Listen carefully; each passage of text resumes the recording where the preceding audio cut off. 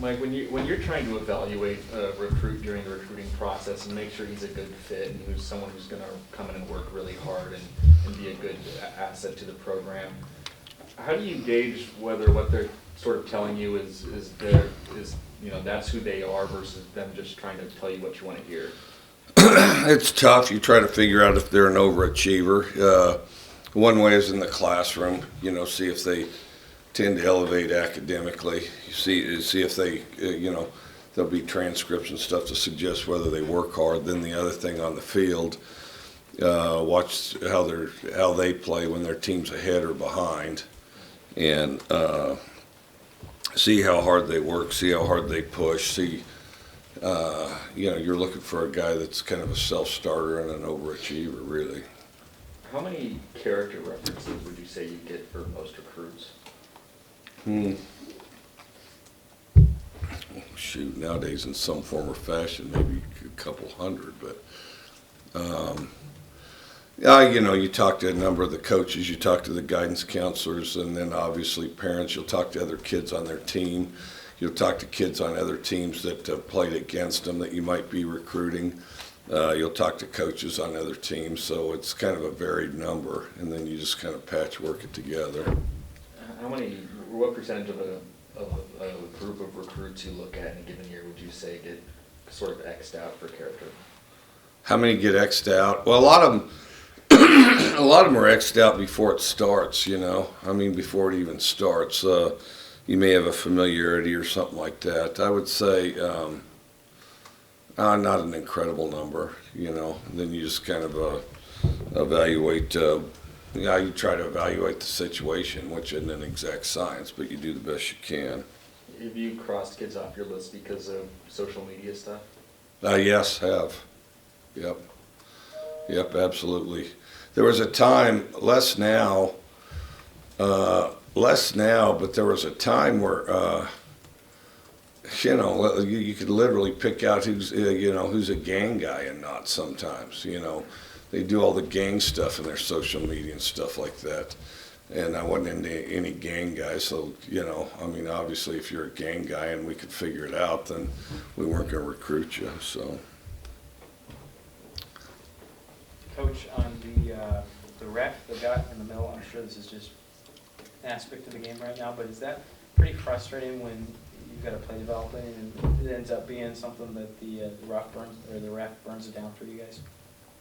You'll have to write any comment you got on that. I can't comment on that. Do you find that Pac-12 refs are different than Big 12 refs in any way? I can't comment on that either. You guys are going to have to make your own evaluation. I guess I could, but I don't plan to spend the money on commenting on it, so maybe that deal comes sometime. And it's fun for everybody for a little bit, but by the same token, it also presents its own level of nuisance, so you guys will have to sort that. Mike Faithful, it seemed he started off slow, and UCLA's coaching staff started moving them out on rollouts and play actions and kind of give you guys some fits. Was that something you guys talked about at at halftime? Well, he's kind of a mobile guy, and they were going to try to do a variety of things. I think in the first half they thought they were going to be able to run the ball against us better, and then they couldn't. And so then I think that's what they went to, and then also they got behind. And so then they had to throw the ball more. So I do think that was kind of a natural adjustment for them. Any questions on the line for Coach Leach? Hey Mike, what is your thought on so many night games that you guys have played this year? Do you like that, or would you prefer afternoon games like Gabe Marks? That's a good question. I've thought about that. I played more night games than anything else. And some of that's just luck of the draw circumstance. I've played at 7:30 as percentage-wise as much in my career as anybody that I've ever met. And part of it was for 10 years at Tech, whether we were on TV or not, we were going to be on around 7 o'clock. I don't mind it. I've always said my favorite time is kind of between 1 and 4. But the night deal, once you sequence it out, once you get used to it, I think works out extremely well for the game itself, for the day of. There's a special feeling about night games. Just the whole atmosphere, I think, is more exciting in a night game. Sound carries better during night games. The crowd's more cranked up during night games, all that stuff. So I like night games. The thing about those afternoon games is, that's fun too, for sure. I mean, any time's good.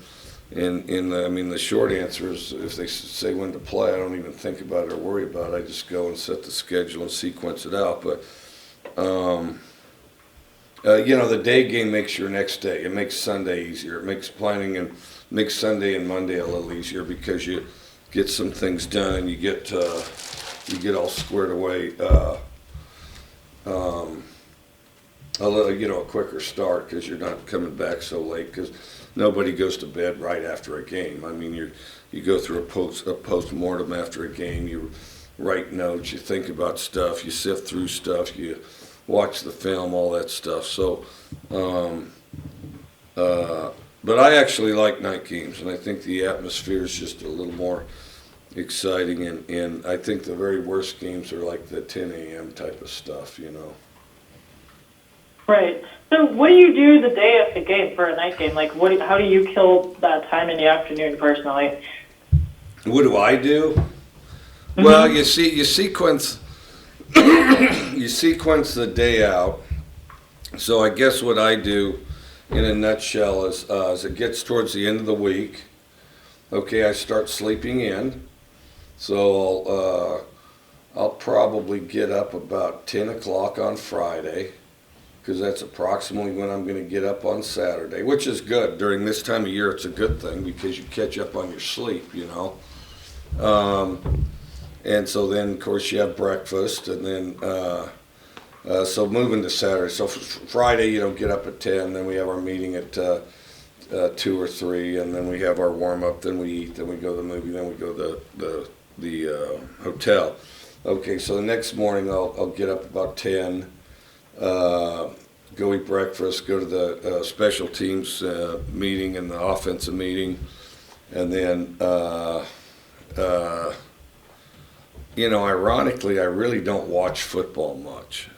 It's on, but I almost never watch it maybe scores or something real quick, but I try to keep our game solidly in mind. Then I'll either read, I'll work on Spanish on my phone, or I'll make phone calls. And then the next meal starts and walk through. And then once you do that, it's full steam ahead. I see. Okay, so the kids, Gabe said they get kind of bored in the hotel from about 1 to 4.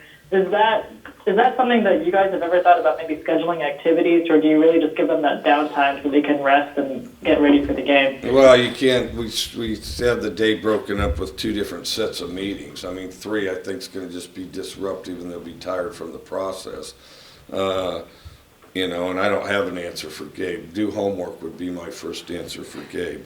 But,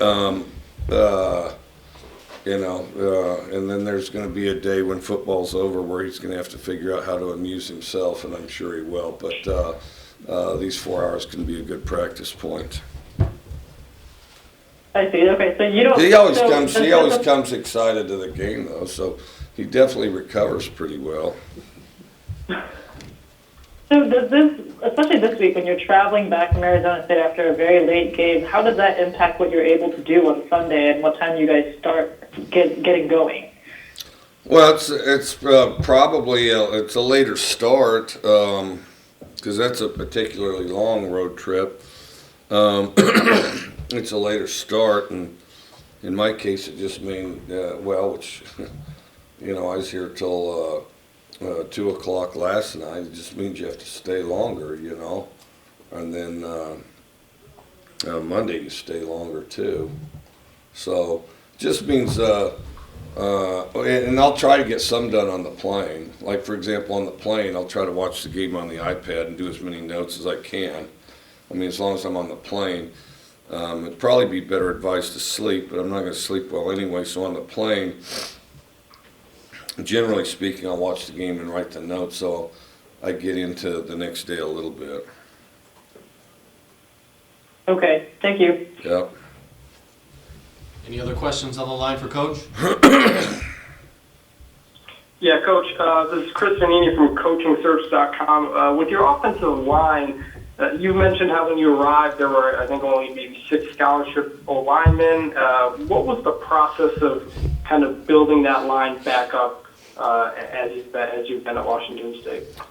I had to recruit a bunch. Well, first of all, I had to improve the weight room, make our weight room the best we could as far as both training and facility and just intensity of lifting. The other thing is recruit as many as we could, but the thing is you can't do that in 1 year. I mean, I try to carry 18 to 22 O linemen, and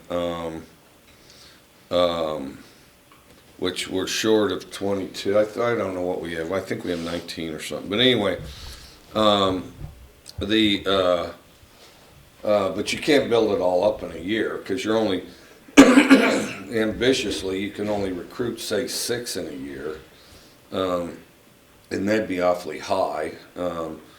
Because if you recruit more than that, first of all, the quality is going to diminish dramatically, and then the other thing that's going to happen is your classes will be all out of whack. I mean, you'll lose.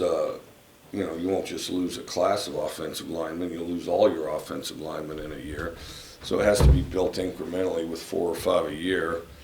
I do think it's the hardest position to build, and also I think it's the most difficult position to play as a true freshman because you have to actually be big and strong. You can't hide a weak offensive lineman. The defense can move their best guy around to be on top of that guy, so I do think it's the toughest position to play as a freshman. And you brought in Clay McGuire to coach the position. What did you like about him coaching that position, especially since he didn't have much of it in his background? Well, he really had quite a bit. He played for me, and he played tight end, where most of what he did was blocking, and most of what he did was synchronized with the offensive line. And then the other thing is he coached running backs for me, which meant that run game and pass protection, which is directly related to the offensive line. And then the other thing that I thought was impressive is at one time he was, at a very young age, was our special teams coordinator, which has a lot of moving parts and goes a lot of directions. And I thought did a very impressive job with that, and there's a lot of numbers with the offensive line too. And so to me, he was a pretty obvious choice. And I did, even though it wasn't exactly offensive line experience, I thought it was the right experience, and then more importantly, it was specific experience to us, because I coached O-line for 10 years, and there's a particular way that I expect to do things that sometimes is a little different than other teams. And, we're going to stay within that framework. And with the last 2 years, you've run the ball a little bit more and more. Is that in part due to building up that offensive line? No, I don't think there's any question. I mean, there's virtually no point to running the ball if you're not going to get any yards. There was a time where, say, for example, 3 Stanford guys could whip 5 Washington State guys and the running back up front. And that made it tough.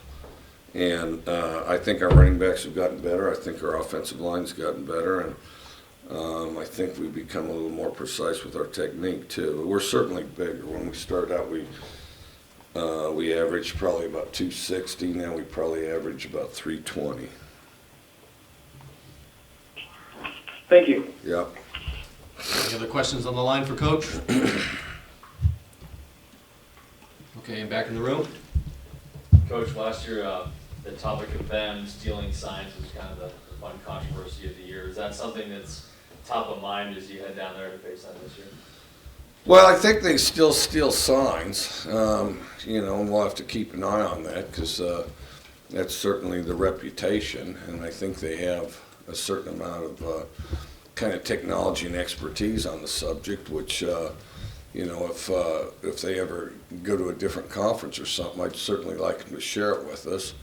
But yeah, you got to keep an eye on it because they'll steal signs and they're pretty clever about it, and it's like breaking the Enigma code with them, and so yeah, I think they ought to do a full-on investigation to see how they're doing it and make sure it's within the rules. Are But- they able to do it even more so at home? What's that? Or is it easier for them to do that when they're at home? I don't know. That's a great question.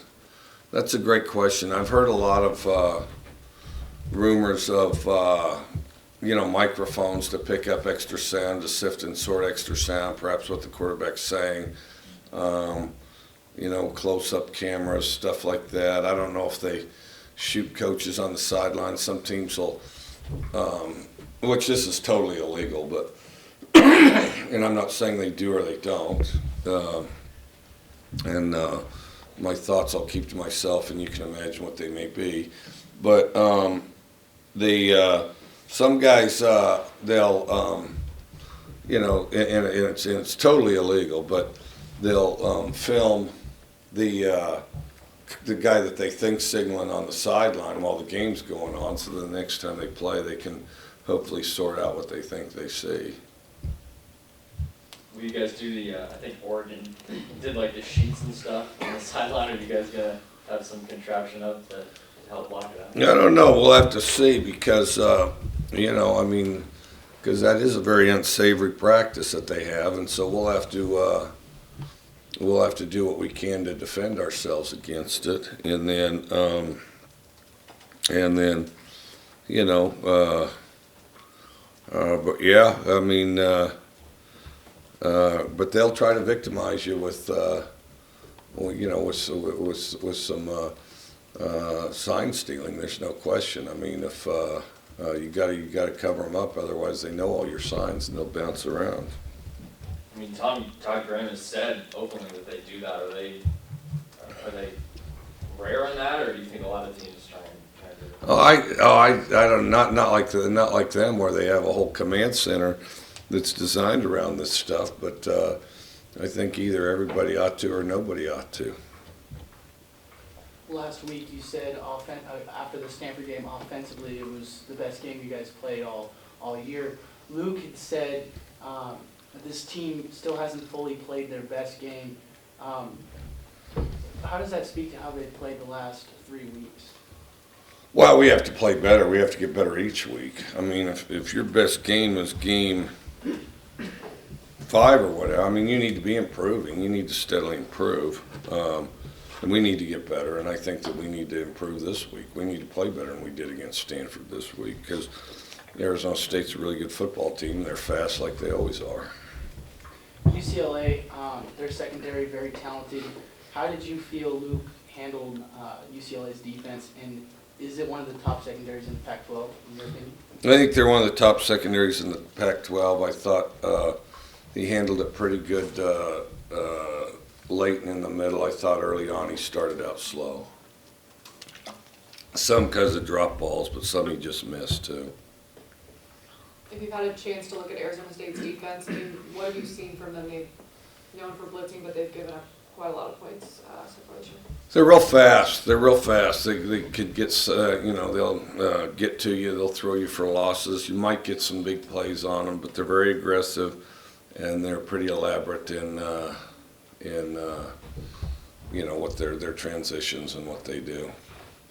Is this the most balanced team you've had here, not from a run-pass perspective, but just offense, defense, special teams, kind of everyone equally pulling their weight? Yeah, I'd say so. I think so. Because we've definitely improved on special teams, defense, offense too. So I do think that's one thing as far as the last several weeks. We are doing a good job getting contributions on all three sides of the ball. So we've heard from multiple players on multiple sides of the ball that one of the biggest improvements has been everybody playing together. Is that something you can see in practice and games only in a certain situation, or can you see it all the time? Not at all. I think you constantly push for it, and it starts in practice. Coach, you weren't too thrilled with them calling out your calls on Saturday. Is that something you reached out to the conference about, or just kind of let it? On what now? You said that UCLA defensive line was Okay. on your cases during the game. It's hard not to stay on side without them, without yelling our cadence. They yelled our cadence the whole game. How I addressed it, that'll remain between me and whoever I addressed it with. But you guys can certainly address it too if you'd like to. Anybody else? So last week's student question about going back to a period in history, I've sort of revised it. I asked last week if you could go back to one event in history, but if you could go back to a period in history and live in a time that's not current day, which century, time period, place would you live in? No, that's nearly impossible. Well,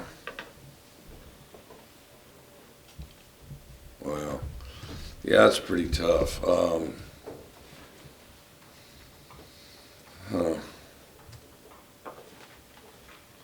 Well, boy, that's a hard one there.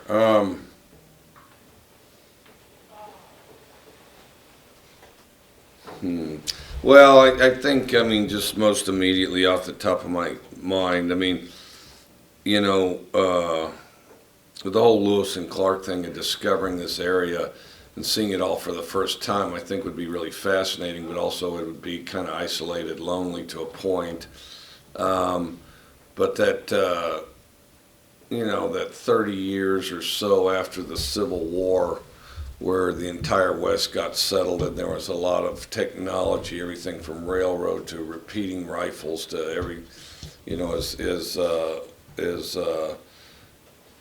just really America got discovered and settled from coast to coast, everything from gold rushes to all this stuff that was a bunch of dynamic events in a pretty tight period of time, and also just the innovation of invention and things like that ushered in the Industrial Revolution. I think it was a very transitional period and a fairly short period too, and I do think that'd be interesting because not only are you seeing a variety of people from all over the nation that are conglomerating, heading one direction, but, also the American Indian cultures, and then also just the change in geography and things like that, coupled with, the technology elevating, I think.